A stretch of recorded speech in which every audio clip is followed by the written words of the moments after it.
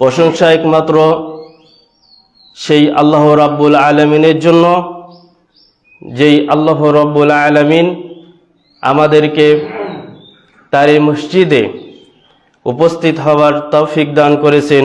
সেই আল্লাহ রাব্বুল আলামিনের সেজদায় শুকরিয়া জ্ঞাপন করি। সকলে অন্তরে অন্তরস্থল থেকে বলি আলহামদুলিল্লাহ। অতঃপর সালাতু সালাম মুহাম্মদুর রাসূলুল্লাহ সাল্লাল্লাহু আলাইহি ওয়াসাল্লাম এবং তার পথে যত অনুসারী রয়েছে সকলের উপর শান্তি বর্ষিত হোক। আল্লাহুম্মা সাল্লি আলাইহি আল্লাহুম্মা বারিক আলাইহি। হামদানাতের পর আজকে আমি আপনাদের সামনে দান বা সদকা বিষয়ে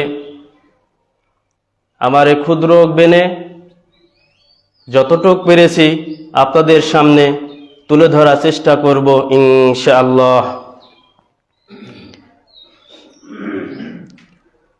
আল্লাহ রাব্বুল আলামিন আমাদেরকে তার একমাত্র দাসত্ব, তার একমাত্র ইবাদতের জন্য পৃথিবীতে প্রেরণ করেছেন। সর্বক্ষেত্রেই প্রাধান্য দিতে হবে আমাদের ইবাদতকে। দুনিয়াকে প্রাধান্য দিলে আপনি ধ্বংস হয়ে যাবেন, ইহকাল পরকাল সব জায়গায় আপনি ধ্বংস হবেন। এজন্য আপনার অর্থ আছে, এই অর্থ ব্যয় করা আল্লাহ তাআলা নির্দেশনা দিয়ে দিয়েছেন, রাসূল সাল্লাল্লাহু আলাইহি সাল্লাম দিক নির্দেশন দিয়েছেন। আপনার অর্থ নাই, অর্থ না থাকা অবস্থাও আপনি দান করলে আপনার দানের বিনিময় কি পাবেন এই সম্পর্কে রাসূল সাল্লাল্লাহু আলাইহি সাল্লাম আমাদেরকে অবগত করে গেছেন। আল্লাহ তাআলা সূরা বাকারা অধ্যায় 2 আয়াত 272 নম্বর আয়াতে বলছেন, ওয়ামা তুনফিকু মিন খায়রিন ফালিআনফুসিকুম। আর তোমরা তো আল্লাহর সন্তুষ্টির উদ্দেশ্যে ব্যয় করো। আল্লাহ তাআলা মানব জাতিকে, মুসলিম জাতিকে উদ্দেশ্য করে বলছেন যে তোমরা তো আল্লাহর সন্তুষ্টির উদ্দেশ্যের জন্য ব্যয় করে থাকো। ওয়ামা তুনফিকু ইল্লা ইবতিগাআ ওয়াজহিল্লাহ ওয়ামা তুনফিকু মিন খায়রিন ইউওয়াফা ইলাইকুম। এবং তোমরা কোনো উত্তম ব্যয় করলে তা তোমাদের পরিপূর্ণ দেওয়া হবে। ওয়া আনতুম লা তুজলামুন। আর তোমাদের প্রতি বিন্দু মাত্র কি করা হবে না, জুলুম করা হবে না। আল্লাহ তাআলা মানব জাতিকে জানিয়ে দিচ্ছেন, মুসলিম জাতিকে জানিয়ে দিচ্ছেন যে তোমরা তো আল্লাহর সন্তুষ্টির উদ্দেশ্যে তোমরা ব্যয় করো। আমরা যে দান করি, আমরা যে সাদকা করি, এটা আমরা আল্লাহর সন্তুষ্টির উদ্দেশ্যে আমাদেরকে দান করতে হবে, সাদকা করতে হবে। আল্লাহ তাআলা এই জন্যই বলছেন যে তোমরা তো আমার সন্তুষ্টির উদ্দেশ্যে তোমরা তো ব্যয় করে থাকো, আর তোমরা যেই উত্তম ব্যয় করো তা তোমাদেরকে পরিপূর্ণ করে দেওয়া হবে। অর্থাৎ আমরা যদি ভাবি যে আমরা এখান থেকে ব্যয় করছি, আমার অর্থ অপচয় হচ্ছে, আমার অর্থ কমে যাচ্ছে, আল্লাহ তাআলা এই জন্যই বলছেন যে তোমার কোনো ভয় নেই। তুমি যদি দান করে থাকো, তুমি যদি সাদকা করে থাকো, একমাত্র আমি আল্লাহ তাআলার উদ্দেশ্যে, আমি আল্লাহ তাআলার সন্তুষ্টির উদ্দেশ্যে তোমরা যদি ব্যয় করে থাকো, তাহলে তোমরা যে সম্পদ ব্যয় করলে এই ব্যয় করার বিনিময়ে আমি আল্লাহ তাআলা তা পরিপূর্ণ করে দিব। অর্থাৎ আল্লাহ তাআলা আমাদেরকে নির্দেশ দিচ্ছেন যে আমরা তার পথে ব্যয় করব। ইসলামের পথে আমরা টাকা আছে, অর্থ আছে, আমাদেরকে ব্যয় করতে হবে। এই অর্থ যদি আপনি না ব্যয় করেন, এই অর্থ যদি আল্লাহর পথে না খরচ করেন, এই অর্থ একদিন আপনার জাহান্নামে নিয়ে যাবে। এজন্য আপনার যতটুকু প্রয়োজন, একটা মানুষের চলাফেরা এবং নিজের খাবার দাবার পর্যন্ত যতটুকু প্রয়োজন, তার অতিরিক্ত যেটা গচ্ছিত রাখবেন, এটাই আপনার সেই পরকালে গিয়ে আপনার জন্য ক্ষতিগ্রস্ত হয়ে যাবে, পরকালে আপনার ক্ষতির সম্মুখীন হবেন। আল্লাহ তাআলা তার পরবর্তী আয়াতে জানিয়ে দিচ্ছেন সূরা বাকারার 273 নম্বর আয়াতে জানিয়ে দিচ্ছেন, ওয়ামা তুনফিকু মিন খায়রিন ফাইন্নাল্লাহা বিহি আলিম। আর তোমরা যে সম্পদ ব্যয় করো অবশ্যই আল্লাহ সে সম্পর্কে পূর্ণ জ্ঞানী। অর্থাৎ তুমি যে সম্পদ ব্যয় করছো, আল্লাহর পথে দান করছো, এই সম্পদ কি তোমার হালাল নাকি হারাম এই সম্পর্কে আল্লাহ তাআলা পূর্ণাঙ্গ জ্ঞান রয়েছে। তুমি কি সন্তুষ্ট আল্লাহর সন্তুষ্টির উদ্দেশ্যে এই সম্পদ ব্যয় করছো, না কাউকে লোক দেখানোর উদ্দেশ্যে এই সম্পদ ব্যয় করছো? আল্লাহ তাআলা বলছেন, তুমি এই যে সম্পদ দান করলে, তুমি যে সম্পদ তুমি ব্যয় করলে, এই সম্পদ সম্পর্কে আমি আল্লাহ পূর্ণ জ্ঞানী। অর্থাৎ আপনি যে সম্পদের মালিক হয়েছেন, আল্লাহর কাছে কখনো আপনি বলতে পারবেন না, আপনি আল্লাহর কাছে কখনো লুকাইতে পারবেন না যে আমার ওই সম্পদ ছিল না। আল্লাহ আপনার সম্পদ সম্পর্কে পূর্ণ জ্ঞান রয়েছে। সূরা সাবা অধ্যায় 34 আয়াত 39 নম্বর আয়াতে আল্লাহ তাআলা বলছেন, ওয়ামা আনফাকতুম মিন শাইইন ফাহুয়া ইখলিফুহু ওয়া হুয়া খায়রুর রাজিকিন। আর তোমরা যা কিছু আল্লাহর জন্য ব্যয় করো, তিনি তার বিনিময় দিবেন এবং তিনি উত্তম রিজিক দাতা। আল্লাহ তাআলা বলছেন, হে মুসলিম জাতি, হে মানব জাতি, তোমরা শোনো, তোমরা যদি কি করে থাকো, তোমরা যদি আমার পথে ব্যয় করে থাকো, এর উত্তম বিনিময় আমি আল্লাহ তাআলা তোমাদেরকে অবশ্যই দিব। তা আমরা এই আয়াতগুলো থেকে যা বুঝতে পারলাম যে আমরা আল্লাহ তাআলার পথে ব্যয় করব, দান করব। আমাদের সামনে যে ইসলামে একটি জালসার আয়োজন করা হয়েছে, আমাদের মোটামুটি আহাদিস সমাজে আমরা প্রায় 200 জন লোক বসবাস করি। কিন্তু সবচেয়ে দুঃখের বিষয় যে কালেকশন দেখেন 8,000 টাকা। কিছুদিন আগে যে মিটিং বসছিল, মিটিংয়ে কালেকশন 8,000 টাকা। মানে আমরা যদি 200 জন লোক যদি 200 টাকা করেও দান করি, তাও কিন্তু আপনার কত টাকা হয়? 20,000 টাকা হয়। কিন্তু আমরা দান করতে চাই না। শুধু আমরা কৃপণতা করি, আমরা ভাবি যে দান করলে আমাদের অর্থ কমে যাবে, কিন্তু না। আল্লাহ তাআলা বলছেন যে তুমি যদি দান করে থাকো, আমার আল্লাহর সন্তুষ্টির উদ্দেশ্যে যদি তুমি দান করে থাকো, এর বিনিময়ে আমি আল্লাহ তাআলা তোমাদেরকে অবশ্যই আমি দিব। তারপরে বলছেন যে তোমরা যে অর্থ ব্যয় করছো, এই ব্যয়ের যেটা ব্যয় করছো এটার পরিপূর্ণতা আমি আল্লাহ দান করে দিব। কখনো আল্লাহর পথে ব্যয় করলে এটা কখনো কমবে না। এজন্য আসুন আমাদের এই কৃপণতা পরিহার করে আল্লাহর সন্তুষ্টির উদ্দেশ্যে আমরা দান করি। কিছুদিন আগে সেই টাঙ্গাইল কালিহাতি বল্লা আহলে হাদিস জামে মসজিদ, বিখ্যাত একটা মসজিদ, মসজিদের একটা ওয়াক্তিয়া মসজিদ, ওখানে জালসার আয়োজন করা হয়েছিল। ওখানে 18 লক্ষ টাকা কালেকশন হয়েছে। 1 লক্ষ টাকা শুধু বাকি, নগদে উঠেছে 17 লক্ষ টাকা। তো আমরা কি একটু চেষ্টা করতে পারি না? আমাদের হাতটাকে একটু প্রসারিত করতে পারি না? তাদের দান, তাদের যে ত্যাগ, প্রায় জায়গায় আমি দেখি যে আহলে হাদিস মসজিদ যখন তৈরি হচ্ছে, ওনারা এত উদ্যোগ নাই, নিজেদের অর্থায়নে একটা মসজিদ তৈরি করে ফেলাই। অত হাইফাই বা অত বড় তাও না, মধ্যম ফ্যামিলি, মধ্যম পরিবারের লোকজন। কিন্তু আমাদের মধ্যে এই উদ্যোগটা আজ থেকে কিছুদিন আগে, 10 বছর আগে, 15 বছর আগে আমাদের মধ্যে যে একটা উদ্যোগ ছিল, একটা যে স্পিরিট ছিল, ওই জিনিসটা এখন আমাদের মধ্যে নেই। আমাদের মধ্যে এখন অনীহা চলে আসছে, ইসলামের প্রতি, ইবাদতের প্রতি আমাদের এখন অনীহা চলে আসছে। সহিহ বুখারীর 6442 নম্বর হাদিস, হাদিসের মান সহিহ। আব্দুল্লাহ রাদিয়াল্লাহু তাআলা আনহু হতে বর্ণিত, তিনি বলছেন, ক্বালা নবী সাল্লাল্লাহু আলাইহি ওয়াসাল্লাম আইয়ুকুম মাল ওয়ারিসিহি আহাব্বু ইলাইহি মিন মালিহি। আব্দুল্লাহ রাদিয়াল্লাহু তাআলা আনহু হতে বর্ণিত, তিনি বলছেন, রাসূল সাল্লাল্লাহু আলাইহি সাল্লাম আমাদেরকে জিজ্ঞাসা করলেন যে তোমাদের মধ্যে কোনো ব্যক্তি কি নিজের সম্পদের চাইতে উত্তরাধিকারীর সম্পদেরকে পছন্দ করে?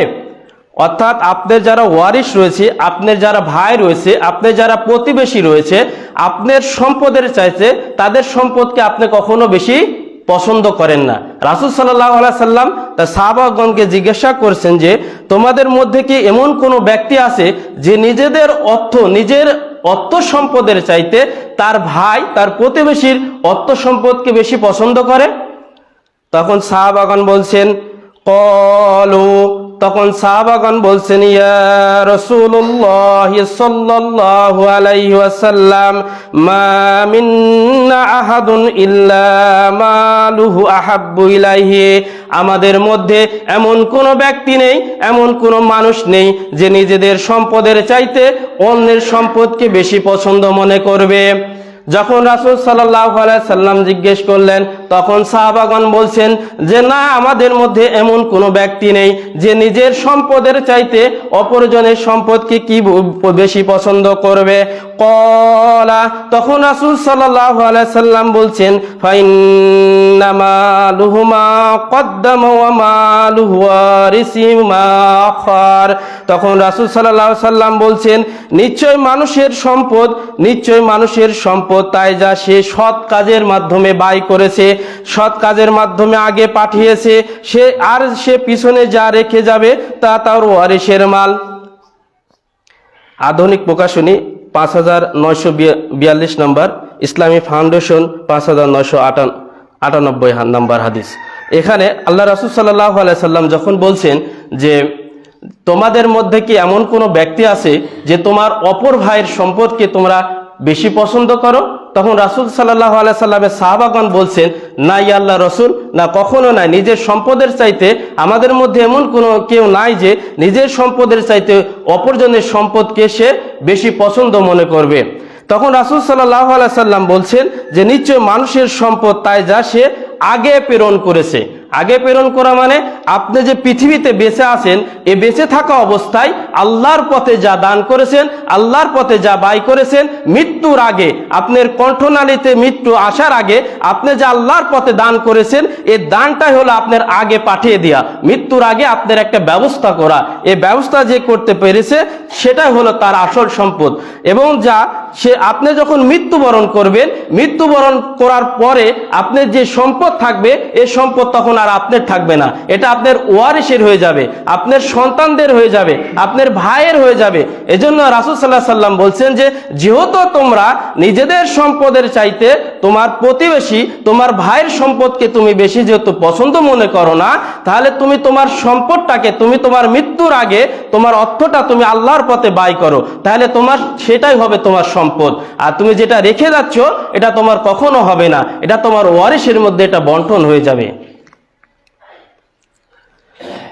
দেখুন, আমরা অনেক হাদিস শুনছি, আমাদের 14 ইমাম সাহেব আমারও শিক্ষক, আসলে এলাকায় যারা আমার বড় আছেন, সিনিয়র আছেন, তারা প্রায় আমার শিক্ষক, তাদের কাছে আমি পড়াশোনা করছি। তো উনি অসুস্থ, এই জন্য আমার এই সপ্তাহটা দেওয়া লাগছে খুতবা। তো আপনারা একটু মনোযোগ দিয়ে শোনার চেষ্টা করবেন, বিষয়গুলা অনেক গুরুত্বপূর্ণ বিষয়। আমরা অনেক সময় অবহেলা করি, কিন্তু এখানে অবহেলা করার কোনো কারণ নেই। আমরা আল্লাহর পথে একটু ব্যয় করি, আর কতদিন কি বনতা করব, পৃথিবী থেকে আমাদের চলে যাওয়া লাগবে।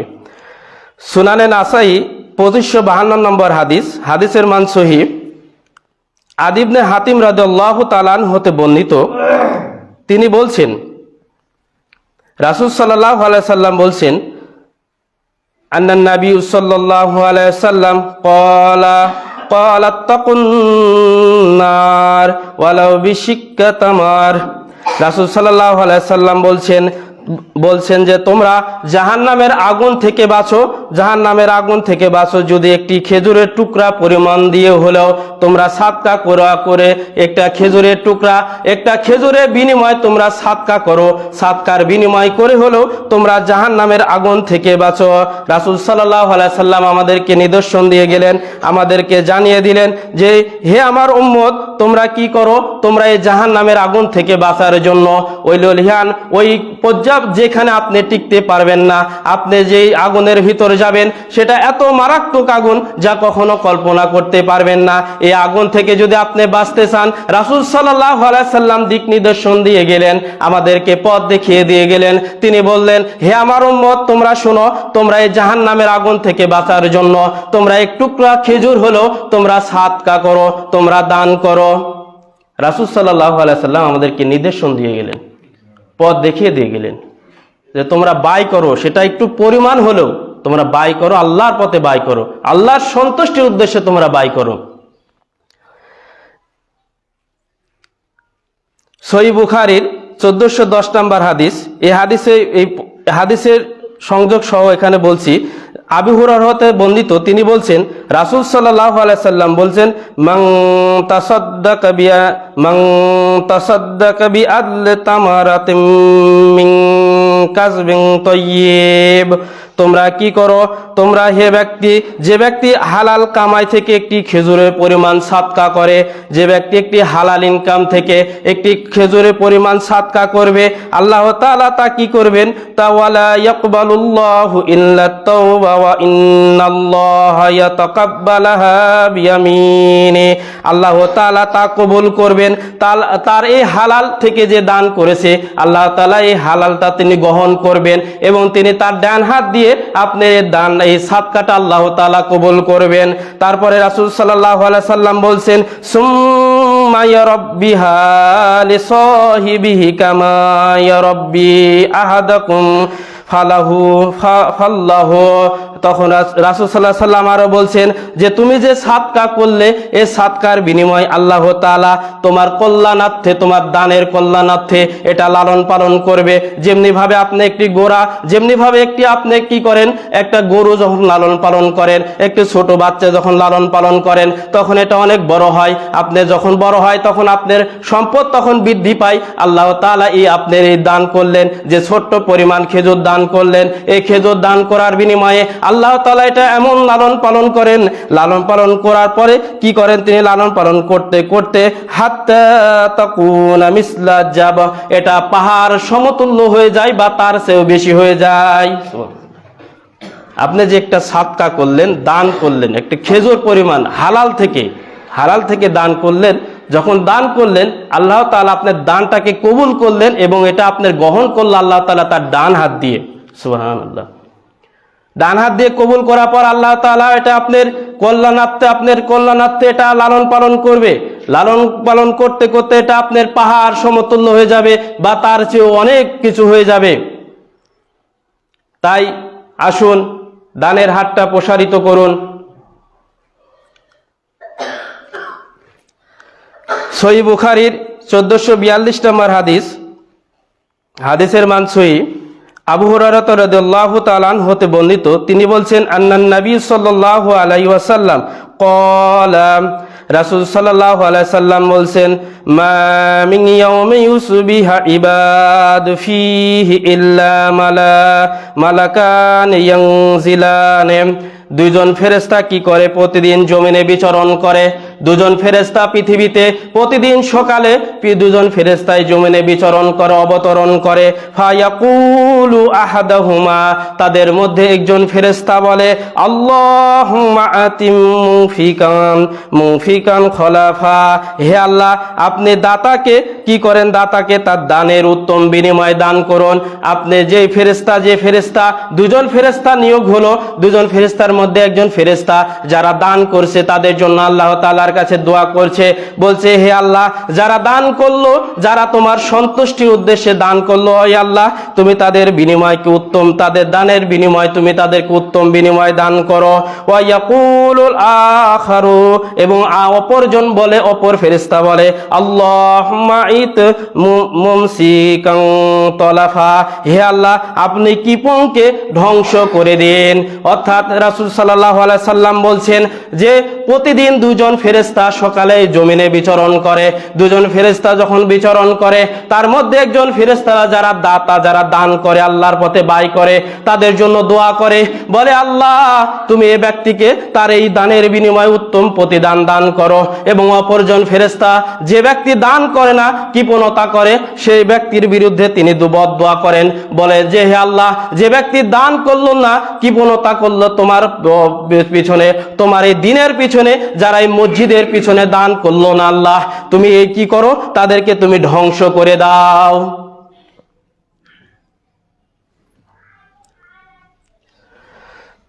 সহিহ বুখারীর 1433 নম্বর হাদিস, আসমা বিনতে আবু বকর রাদিয়াল্লাহু তাআলা আনহা হতে বর্ণিত, তিনি বলছেন ক্বালাত ক্বালা লি নবী সাল্লাল্লাহু আলাইহি ওয়াসাল্লাম, তিনি বলছেন রাসূল সাল্লাল্লাহু আলাইহি সাল্লামকে আমাকে উদ্দেশ্য করে বললেন, রাসূল সাল্লাল্লাহু আলাইহি সাল্লাম আমাকে বললেন লা তুকি ফায়ুকা আলাইকা, তুমি সম্পদ কমে যাওয়ার ভয়ে, সম্পদ কমে যাওয়ার আশঙ্কায় সাদকা দেওয়া বন্ধ করবে না, অন্যথায় তোমার জন্য আল্লাহ কর্তৃক দান বন্ধ করে দেওয়া হবে।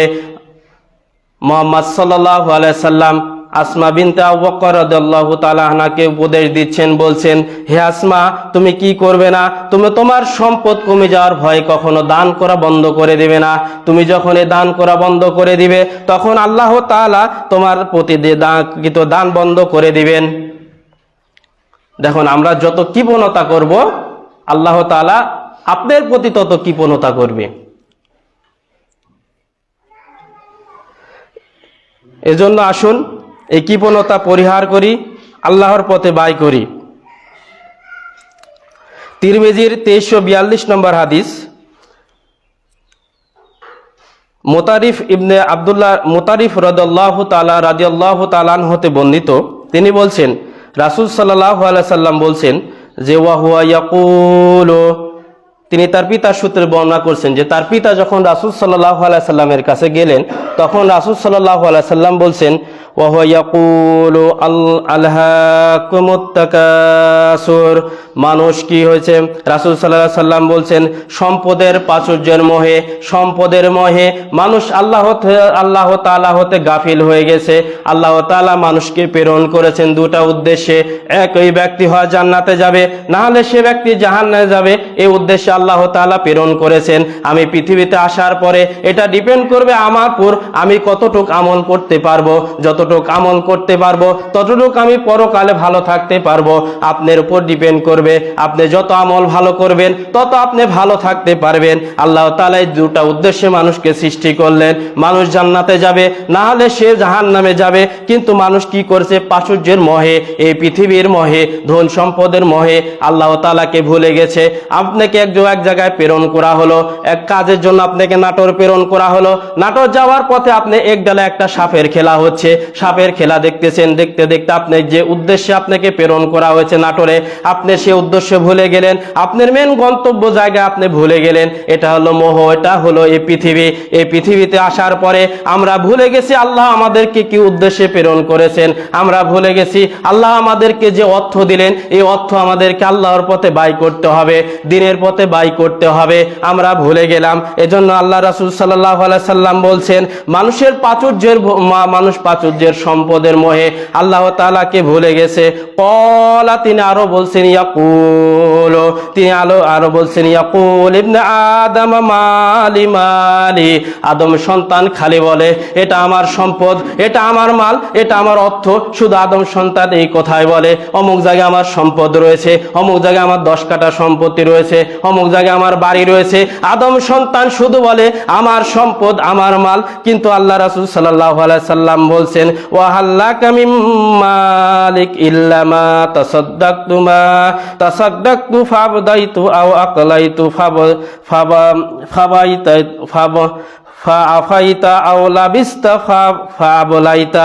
রাসূল সাল্লাল্লাহু আলাইহি সাল্লাম বললেন যে আদম সন্তান যে বলে যে আমার সম্পদ আমার মাল, কিন্তু তার সম্পদ হলো, তিনি বললেন তার সম্পদ হলো তুমি আল্লাহর পথে যা জমা রেখেছো তা হলো তোমার সম্পদ, যা যা খেয়ে শেষ করেছো এবং যা পরিধান করে পুরনো করেছো, এগুলো ব্যতীত তোমার সম্পদ বলতে আর কিছু নেই। রাসূল সাল্লাল্লাহু আলাইহি সাল্লাম বলছেন তুমি যে আমার সম্পদ আমার মাল বলছো, তোমার মাল হলো তুমি আল্লাহর পথে যা ব্যয় করেছো, এটা হলো তোমার সম্পদ।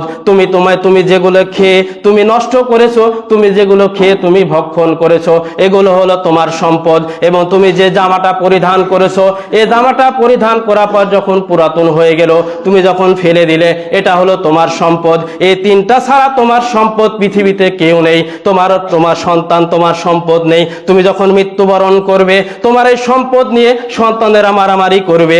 দেখুন কত ফেসবুকে দেখছেন পিতার কোটি কোটি টাকার সম্পদ ছিল, সেই পিতাকে কি করা হলো, দাফন করা হচ্ছে না, সম্পদ বন্টন না করা পর্যন্ত। এই বৃষ্টি হচ্ছে, বৃষ্টির মধ্যে লাশটা ওইভাবে পড়ে রয়েছে। একদিন দেখলাম যে এক পিতাকে কি করা হয়েছে, প্রতারণা করা হয়েছে। সন্তান বলছে বাবা তোমার চিকিৎসা করব, 42 লক্ষ টাকা পেনশনের টাকা, বাবার কাছে চেকটা সই করে নিয়ে টাকাগুলা তুলে নিয়ে মাইকো থেকে ফেলে দেওয়া চলে গেছে। এই বাবা বৃদ্ধাশ্রমে এখন অবহেলিত অবস্থায় রয়েছে। এই যে সন্তান, এই সন্তান আপনার একদিন উপকারে আসবে, না হলে আপনি এই সন্তান জাহান্নামের কারণ হবে। এজন্য সন্তানের জন্য রেখে যাবেন, সন্তান আপনার জন্য দান করবে, এরম টেন্ডেন্সি এরম মন মানসিকতা নিয়ে কখনো পৃথিবীতে চলবেন না। আপনার সম্পদ আপনাকে দান করতে হবে। আপনাকে দান করার জন্য আল্লাহ তাআলা বলছে, রাসূল সাল্লাল্লাহু আলাইহি সাল্লাম বলছে, অতএব আমাদেরকে দান করতে হবে আল্লাহর সন্তুষ্টির উদ্দেশ্যে। কারণ আপনি যে দান না করে গেলে আপনার সন্তান যে দান করবেন কোনো নিশ্চয়তা নেই। এজন্য ইবনে কাইয়ুম রহমাতুল্লাহ আলাইহি বলছেন যে মানুষ পৃথিবীতে 100 কোটি টাকার মালিক, কিন্তু মৃত্যুর পর, যখন মৃত্যুর পর তার পরকাল যখন শুরু হবে, তখন দেখবে যে সে 100 টাকার মালিক। এর ব্যাখ্যায় তিনি বলছেন যে এ ব্যক্তি যে 100 কোটি টাকার মালিক ছিল, মালিক থাকা অবস্থায় সে কখনো দান করতো না। ওই যে 60 বছর জিন্দগিতে সে 100 টাকা দান করছে, এটাই হবে তার পাথর।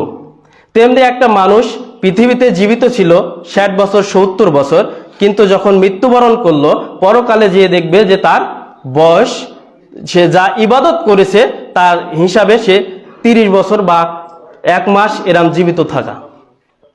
ইবনে কাইয়ুম এরম ব্যাখ্যা দিচ্ছেন যে আমরা যে অর্থ সম্পদ অনেক সময় ভাবি যে দান করে আমার শেষ হয়ে যাচ্ছে, কখনো না। এটা আপনি যে অর্থটা দান করলেন, এটার বিনিময় কিন্তু আপনাকে পরকাল দেওয়া হবে, পরকালে অবশ্যই আপনাকে দেওয়া হবে। কারণ আল্লাহ তাআলা যেহেতু বলছেন, রাসূল সাল্লাল্লাহু আলাইহি সাল্লাম যেহেতু বলছেন, তাহলে তাদের কথা কখনো আমাদেরকে অবিশ্বাস করা যাবে না। কোনো না কোনো ভাবে আল্লাহ তাআলা আপনার মধ্যে বরকত দিয়ে দিবেন।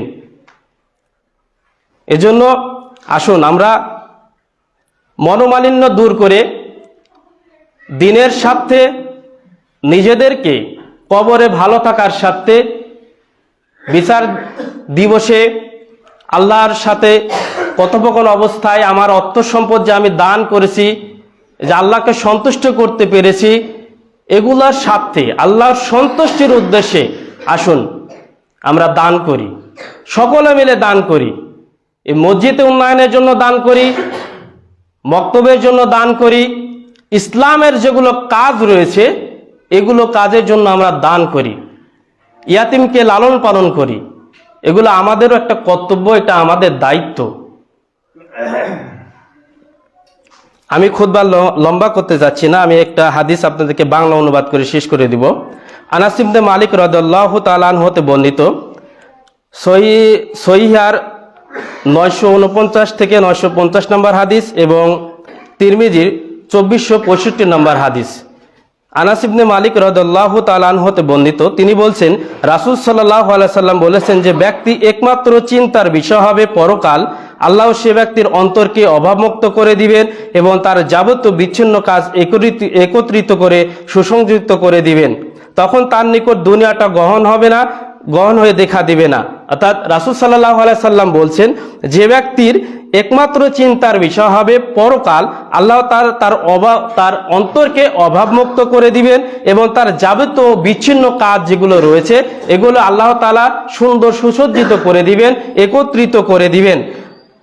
আর যে ব্যক্তির একমাত্র চিন্তার বিষয় হবে দুনিয়া, আল্লাহ তাআলা সে ব্যক্তির গরিবী, অভাব, অনটন দু চোখের সামনে লাগিয়ে রাখবেন এবং তার কাজগুলো এলোমেলো ও ছিন্ন ভিন্ন করে দিবেন। অর্থাৎ যে ব্যক্তির চিন্তা হবে এই দুনিয়ার স্বার্থ যে ব্যক্তি চিন্তা করবে, আল্লাহ রাসূল সাল্লাল্লাহু আলাইহি সাল্লাম বলছেন তার সামনে এই অভাব অনটনগুলা সবসময় চোখের সামনে আমি আল্লাহ তুলে ধরবো। এই আল্লাহ যখন তুলে ধরবো এবং তার কাজগুলা সবসময় বিচ্ছিন্ন কাজ হবে, গোছালো কাজ হবে না। যে ব্যক্তি এই পরকালে চিন্তা করবে না, শুধু দুনিয়ার চিন্তা করবে, তাকে আল্লাহ তাআলা সবসময় অভাব দিয়ে থাকবে, ব্যস্ততা দিয়ে থাকবে, যে আমার অভাব, আমার এটার অভাব, আমার এটা পূরণ হচ্ছে না, সবসময় ব্যস্ততা। দেখবেন একটা মানুষকে ফোন দিয়ে বলবে ভাই আমি অমুক ব্যস্ত, আমি অমুক ব্যস্ত, ও দেখবেন সারাদিন ব্যস্তই থাকে, মানে আল্লাহর ইবাদত বন্দেগী করতে কিছুই করে না, শুধু ব্যস্ততা। আল্লাহ তাআলা বলছেন যে ব্যক্তি আমার দিনের জন্য, আমার জন্য যে ব্যক্তি চিন্তা করবে তার এই ব্যস্ততা আমি দূর করে দিব, তার কাজকে আমি পরিচ্ছন্ন করে দিব। আর যে ব্যক্তি এগুলা থেকে পরিহার করে পৃথিবী নিয়ে চলবে, আমি তার কাজকে এমন জটিল করে দিব, শুধু সে ব্যস্ততা করতে করতে তার জীবন শেষ হয়ে যাবে। এজন্য আসুন এই দুনিয়ার মোহ ত্যাগ করুন, দুনিয়ার মোহ ত্যাগ করে রাসূলের আদর্শ পথে চলার চেষ্টা করুন। অনেক হয়েছে, একটু থামুন। রাত্রে যখন শুবেন একটু ভাবুন আপনি যে কাজগুলা করছেন কাজগুলা কি সঠিক করছেন? আমি যে ইসলামের বিরুদ্ধে অনেক সময় রুখে দাঁড়াই, একটা ভালো কাজ করতে গেলে যে আমরা রুখে দাঁড়াই, এই কাজটাকে আমরা ঠিক করছি? একটু ভাবুন, চিন্তা করুন, কল্পনা করুন, দুই চোখ বন্ধ করুন, দেখুন আপনার মৃত্যুর পর কি হবে। দেখবেন মৃত্যুর পর সবকিছু চলছে। এই পৃথিবী আপনাকে ততটুকু মনে রাখবে যতক্ষণ আপনার প্রয়োজন। যখন আপনার প্রয়োজন শেষ, আপনি মৃত্যুবরণ করলেন, আপনার সন্তান, আত্মীয়